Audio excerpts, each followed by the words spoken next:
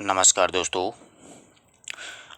आज हम इस वीडियो में नेट जेआरएफ की जो 9वीं इकाई है, नेट जेआरएफ की 9वीं इकाई में देखिए 10 निबंध जोड़े हुए हैं। तो उन 10 निबंधों का अध्ययन करेंगे। निबंधों के महत्वपूर्ण प्रश्न हैं इसमें।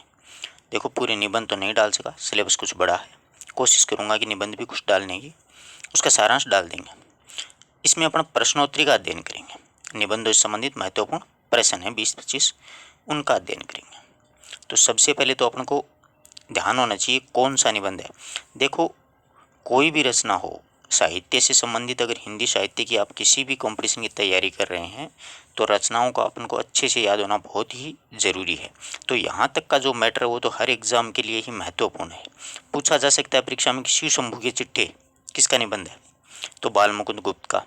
और शिव शंभू के चिट्ठे पूरा निबंध है वो नेट जेआरएफ में जोड़ा गया। तो ठीक है, अब अपन इनका देखते हैं कौन कौन से निबंध। भारतेंदु के देखो 2 निबंध है, दिल्ली दरबार दर्पण और भारतवर्ष उन्नति कैसे हो सकती है। 2 निबंध भारतेंदु जी के जोड़े गए हैं। प्रताप नारायण मिश्र का शिव मूर्ति, बाल मुकुंद गुप्त का शिव शंभू के चिट्ठे, रामचंद्र शुक्ल का कविता क्या है, हजारी प्रसाद द्विवेदी का नाखून क्यों बढ़ते हैं, विद्यानिवास मिश्र का मेरे राम का मुकुट भीग रहा है, अध्यापक पूर्ण सिंह का मजदूरी और प्रेम, कुबेरनाथ रॉय का उत्तर फाल्गुनी के आसपास, नामवर सिंह का संस्कृति और सौंदर्य, विवेक रॉय का उठ जाग मुसाफिर। तो मित्रों, ये 10 निबंध हैं वो अपने नेट जेआरएफ के सिलेबस में जोड़े गए हैं। उनसे कुछ महत्वपूर्ण प्रश्न अपना अध्ययन करेंगे। तो इन रचनाओं का तो अच्छे से सभी को ही याद करना। देखो, पहला प्रश्न है अपना कि विक्टोरिया के भारत में साम्राज्य बनने का वर्णन भारतेंदु के किस निबंध में है। विक्टोरिया महारानी भारत की जो साम्राज्य बनी थी, देखो जेंट्स जो होता है सम्राट, और महिला जो होती है वो क्या होती है, साम्राज्ञी बोला जाता है। जैसे विद्वान विदुषी, स्त्रीलिंग इसका यही होता है। तो ठीक है, विक्टोरिया भारत की साम्राज्य बनने का वर्णन भारतेंदु के किस निबंध में है, तो दिल्ली दरबार दर्पण, भारतवर्ष उन्नति कैसे हो सकती है, भारत दुर्दशा, या इनमें से कोई नहीं। तो मित्रों, ये दिल्ली दरबार दर्पण जो निबंध है इसमें विक्टोरिया के भारत में साम्राज्य बनने का वर्णन किया गया है। ठीक है, अगला देखो, हमारे हिंदुस्तान के लोग तो रेल की गाड़ी हैं। हमारे हिंदुस्तान के लोग तो रेल की गाड़ी हैं। उपयुक्त कथन किस निबंध से लिया गया है, तो ये जो निबंध है वो भारतवर्ष उन्नति कैसे हो सकती है, इस निबंध से लिया गया है। किस निबंध से लिया गया है, भारतवर्ष उन्नति कैसे हो सकती है, ये भी भारतेंदु जी का ही निबंध है। अगला देखो, अपने में लॉर्ड जब से भारतवर्ष पधारे हैं बुलबुलों का शोपन ही देखा है, या फिर करने योग्य काम भी किया है। ये जो कथन है वो किस निबंध से लिया गया है। अपने में लॉर्ड जब से भारतवर्ष में पधारे यानी आए हैं तो बुलबुलों का शोपन ही उन्होंने देखा है या फिर करने योग्य काम भी किया है। ये जो कथन है वो किस निबंध से, यानी शिव शंभू के चिट्ठे, भारतवर्ष उन्नति कैसे हो सकती है, मजदूरी और प्रेम, और दिल्ली दरबार दर्पण। तो ये जो कथन है वो शिव शंभू के चिट्ठे कथन जो निबंध है बाल मुकुंद गुप्त का, उससे लिया गया है। नीचे का प्रश्न देखिए, नेक्स्ट है, शिव शंभू के चिट्ठे में निबंधकार ने अधिकतर किस शैली का प्रयोग किया गया है। तो आशा करता हूँ ये तो सभी को अच्छे से पता होगा, व्यंग्यात्मक शैली का प्रयोग किया गया है। यानी शिव शंभू की चिट्ठी, शिव शंभू ने लॉर्ड कर्जन को संबोधित करते हुए ये लिखा था, व्यंग्य के रूप में लिखा गया बाल मुकुंद गुप्त के द्वारा। नेक्स्ट देखिए, पश्चिमी सभ्यता का एक नया आदर्श मजदूरी और प्रेम निबंध का कौन सा प्रसंग है। पश्चिमी सभ्यता का एक नया आदर्श मजदूरी और प्रेम निबंध है, उसमें कौन सी का है प्रसंग में, तो ये प्रथम प्रसंग है ना, इसमें पश्चिमी सभ्यता का एक नया आदर्श प्रस्तुत किया गया है अध्यापक पूर्ण सिंह के द्वारा मजदूरी और प्रेम निबंध में। अगला प्रश्न देखिए, मूल्य भी क्या तोड़ने की चीज है को जिसको यानी कोई तोड़ेगा वह बदला जा सकता है, यानी तोड़ा नहीं जा सकता है। मूल्य भी क्या तोड़ने की कोई चीज है, जिसको तोड़ोगे वह बदला जा सकता है, तोड़ा नहीं जा सकता। उक्त कथन किस निबंध से लिया गया है, तो कविता क्या है? मजदूरी और प्रेम, उत्तर फाल्गुनी के आसपास, या फिर इनमें से कोई नहीं।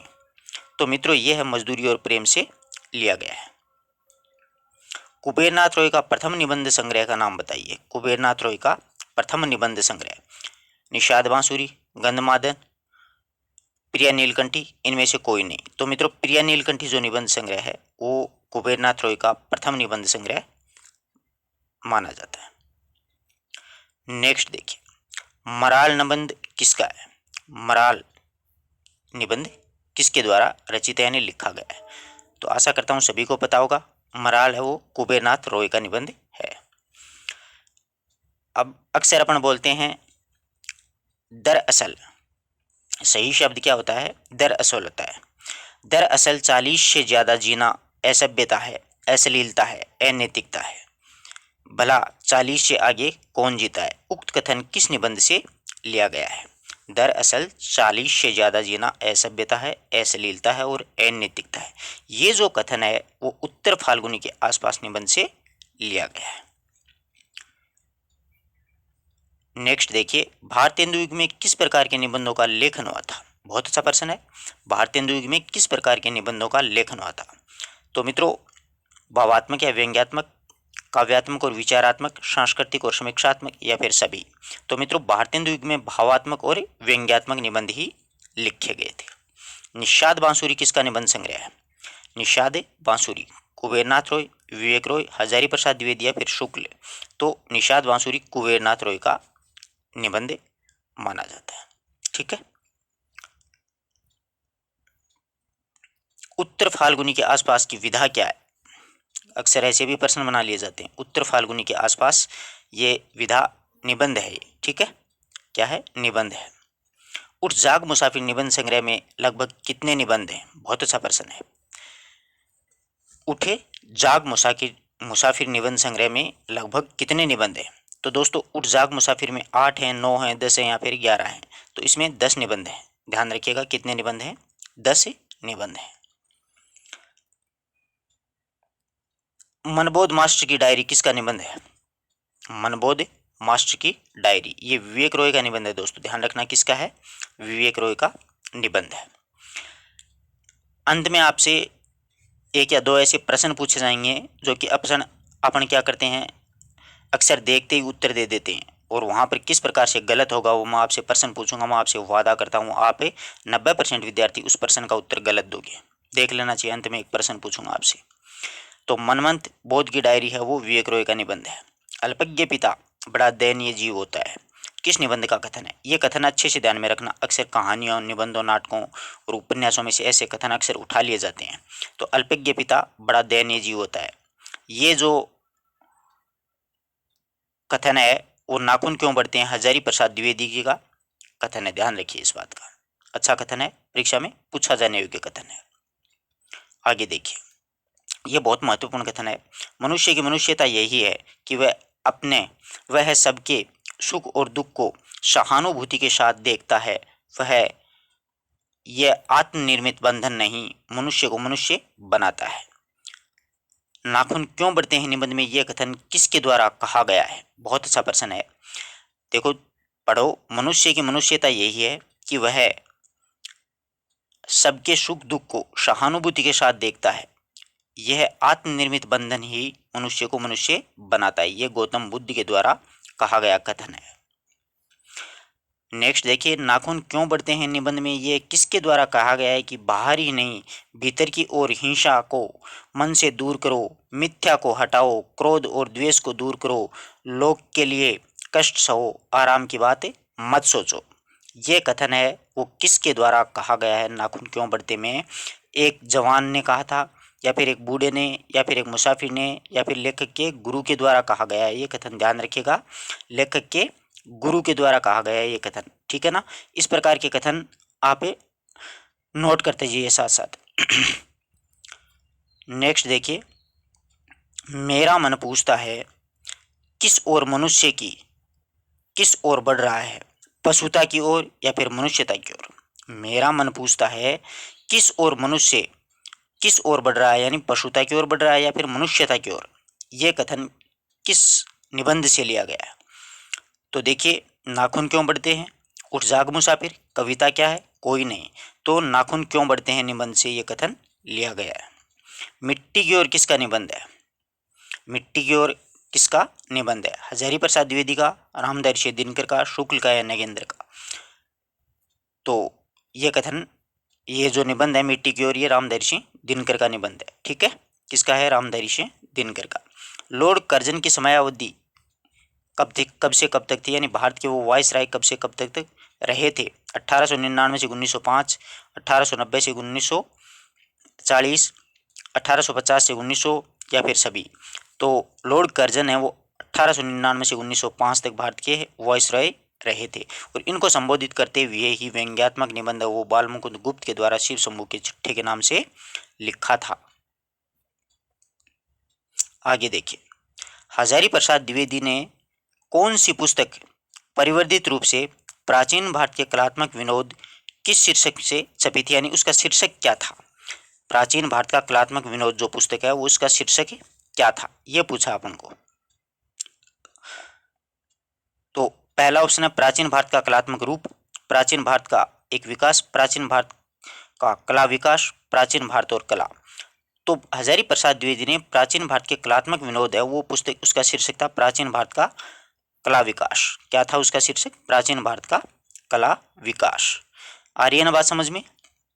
आगे देखिए, हजारी प्रसाद द्विवेदी को लालित्य मीमांसा का तीसरा सूत्र क्या बताया, लालित्य मीमांसा का तीसरा सूत्र क्या बताया। तो देखिए, सौंदर्य एक सर्जना, सौंदर्य एक साधना, सौंदर्य एक साधक, सौंदर्य मनुष्य का एक स्वरूप। तो मित्रों, हजारी प्रसाद द्विवेदी ने लालित्य मीमांसा का तीसरा सूत्र है वो सौंदर्य का एक सर्जना बताया गया। ठीक है, किस निबंध में हजारी प्रसाद द्विवेदी ने लालित्य मीमांसा के तीन सूत्रों का वर्णन किया, लालित्य मीमांसा के तीन सूत्रों का वर्णन है वो हजारी प्रसाद द्विवेदी ने किस पुस्तक में किया। उठ जाग मुसाफिर, कविता क्या है, मेरे राम का मुकुट भीग रहा है, संस्कृति और सौंदर्य। आशा करता हूँ कि आप सभी को अच्छे से पता चल गया, क्यों चल गया ऐसे प्रश्न का पता। देखो, अगर आपको रचनाएं अच्छे से याद है तो जैसे अपन को ये जो प्रश्न एग्जाम में बाय द वे आ जाए तो ध्यान रखना, ऐसे प्रश्नों के उत्तर ऐसे निकाले जाते हैं। कैसे, कविता क्या है किसका है, कविता क्या है आचार्य शुक्ल का है, मेरे राम का मुकुट भीग रहा है विद्यानिवास मिश्र का है, उठ जाग मुसाफिर विवेक रॉय का।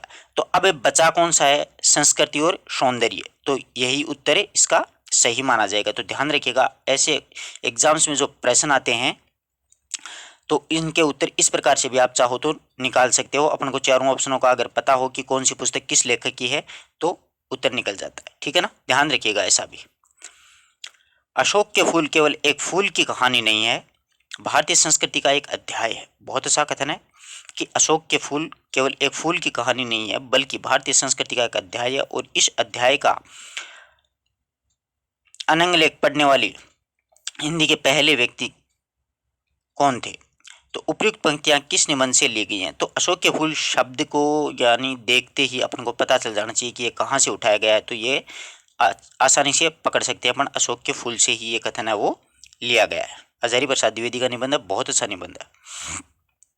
एक शीरीष के फूल भी है, एक कुटज भी है, ये छोटे छोटे मतलब ललित निबंध हजारी प्रसाद द्विवेदी जी ने बहुत ही शानदार लिखे थे। अगला देखिए, कविता के मनोभावों को उत्तेजित करने का साधन किसने बताया, कविता के मनोभावों को उत्तेजित करने का साधन किसे बताया गया, किस निबंध में बताया गया। तो देखो, संस्कृति और सौंदर्य में, उठ जाग मुसाफिर में, कविता के नए प्रतिमान में, फिर कविता क्या है। तो कविता के मनोभावों को उत्तेजित करने का जो साधन है वो कविता क्या है उसमें बताया आचार्य शुक्ल के द्वारा। आगे देखिए, कविता सृष्टि सौंदर्य का अनुभव कराती है, यह कथन किस लेखक का है, यानी यह कथन किस लेखक ने किस में लिखा था। कविता सृष्टि सौंदर्य का अनुभव कराती है, यानी सृष्टि और सौंदर्य का अनुभव करवाती है। तो आशा करता हूँ कविता का जहाँ पर भी आपके सामने कोई प्रश्न आए ना, किसी भी प्रकार का आ जाए, 99% वहाँ पर आप आंख मीच करके आचार्य शुक्ल का कविता क्या है निबंध कर देना, 100% वो सही हो जाएगा। 1-2% अगर बाय द वे अलग हो जाए तो बात अलग है। और कविता के बारे में जितनी अच्छी जानकारी आचार्य शुक्ल के द्वारा दी गई हैं उनका अनुकरण करते हुए और जो आलोचक हैं उन्होंने लिखा है। ठीक है ना, तो कविता सृष्टि सौंदर्य का अनुभव कराती है, ये जो कथन है वो आचार्य शुक्ल ने कविता क्या है निबंध से लिया गया है। नेक्स्ट देखिए, कविता वह साधन है जिसके द्वारा शेष सृष्टि के साथ मनुष्य के रागात्मक संबंध की रक्षा और निर्वाह होता है। उक्त कथन किस निबंध से अवतरित है? कविता वह साधन है जिसके द्वारा शेष सृष्टि के साथ मनुष्य के रागात्मक संबंध की रक्षा और निर्वाहन होता है। ये कथन कहाँ से लिया गया? तो कविता से संबंधित मैंने आपको पहले ही बताया था। जहाँ पे भी आपको दिखे तो आपको कविता क्या है यानी आचार्य शुक्ल का कथन है ये, कविता क्या है निबंध से। नेक्स्ट देखिए, मेरे राम का मुकुट भीग रहा है निबंध में काशी में रामलीला शुरू होने से पहले किसकी पूजा की जाती थी? अच्छा प्रश्न है दोस्तों, ध्यान देने योग्य। मेरे राम का मुकुट भीग रहा है निबंध में काशी में रामलीला शुरू होने से पहले किसकी पूजा की जाती थी? सिंहासन की पूजा, कलम की पूजा, मुकुट की पूजा या राम की पादुका की पूजा? तो मित्रों, मेरे राम का मुकुट भीग रहा है, तो राम का मुकुट भीग रहा है तो वहां पर पूजा भी किसकी की जाएगी? मुकुट की ही पूजा की जाएगी। ठीक है, अगला देखिए, मेरे राम का मुकुट भीग रहा है निबंध में दादी के गीत का क्या आशय? मेरे राम का मुकुट भीग रहा है निबंध में दादी के गीत का क्या आशय? दादी के गीत का आशय देखो, दुनिया में महामारी से ग्रस्त होने की चिंता है, या फिर भगवान श्री कृष्ण के जल में जाने पर गोकुलवासियों की चिंता है, या फिर भगवान राम के वनवास चले जाने पर अयोध्यावासियों की चिंता है, या फिर हनुमान के लंका को जलाने पर रावण की चिंता है। तो इसमें जो मेरे राम का मुकुट भीग रहा है, इसमें दादी के गीत का जो भाव है वो ये है कि भगवान राम के वनवास चले जाने पर अयोध्यावासियों की चिंता इसमें दर्शाई गई है। ठीक है, अगला देखिए, मेरे राम का मुकुट भीग रहा है निबंध में लेखक को किसका गीत याद आता है? यानी लेखक रात में सोया हुआ रहता है, मेरे राम का मुकुट भीग रहा उसमें, इस निबंध में लेखक को किसका गीत याद आता है? यानी अपनी नानी का, दादी का, या फिर अपने दादा का, या फिर अपनी माँ का। तो इसमें अपनी नानी का गीत है वो लेखक को वो रात को याद आता है, वो उसे गुनगुनाता है। विद्यानिवास मिश्र का प्रथम निबंध संग्रह कौन सा है? तो विद्यानिवास मिश्र का प्रथम निबंध संग्रह वो चितवन की छाया है, ये ध्यान में रखना। ललित निबंधकार त्रय में 3 लेखक शामिल है, मैंने डायरेक्ट लिख दिया था, हजारी प्रसाद द्विवेदी, विद्यानिवास मिश्र और कुबेरनाथ रॉय। ध्यान रखिएगा, हजारी प्रसाद द्विवेदी, विद्यानिवास मिश्र और कुबेरनाथ रॉय को ललित निबंधकार की त्रय में शामिल किया गया, यानी ये 3 लेखक हैं, उन्होंने ललित निबंध लिखे हैं। अब मैंने आपसे एक वादा किया था, एक प्रश्न करूंगा, तो यह है प्रश्न कि वन तुलसी की गंध किसका ललित निबंध है? मैं आपको बता दूं, वन तुलसी की गंध ये जो निबंध है इसमें देखिए 80% विद्यार्थी फेल होंगे, हो सकते हैं 90 भी हो जाएं। अधिकांश विद्यार्थी ज़्यादातर इसका उत्तर है ना वो रेणु ही देने वाले हैं, जबकि इसका उत्तर फणीसुनाथ रेणु नहीं है। ध्यान रखिएगा, वन तुलसी की गंध एक ललित निबंध भी है। ये किसका है ये आपको कमेंट बॉक्स में बताना है। आशा करता हूँ कि आपको सारे प्रश्न अच्छे से पसंद आए होंगे, सारे कथन वगैरह। अगर अच्छे लगे तो अपने मित्रों तक इसको ज़्यादा से ज़्यादा शेयर करें दोस्तों। मिलते हैं एक नए वीडियो नए टॉपिक के साथ, तब तक के लिए नमस्कार दोस्तों।